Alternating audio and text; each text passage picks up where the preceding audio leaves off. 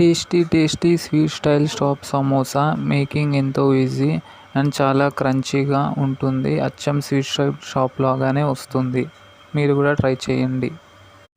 చూడండి, చూస్తుంటే ఎంతో నోరూరేలా క్రంచీగా అండ్ క్రిస్పీగా ఉందో. మీరు కూడా ట్రై చేసి తినండి, చాలా బాగుంటుంది. సమోసాలు తయారు చేయడానికి కావలసిన పదార్థాలు: 1 కప్పు మైదా పిండి, 3 చెంచాల డాల్డా 3 చెంచాల డాల్డా వేసుకొని ఫస్ట్ గట్టిగా కలుపుకోండి. డాల్డా తోటి పిండిని కలుపుకోండి. పిండిని మంచిగా ముద్దయ్యేలాగా కలుపుకోండి డాల్డాతోని.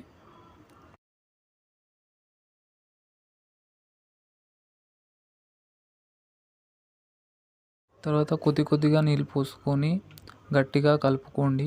మెత్తగా కలుపుకుంటే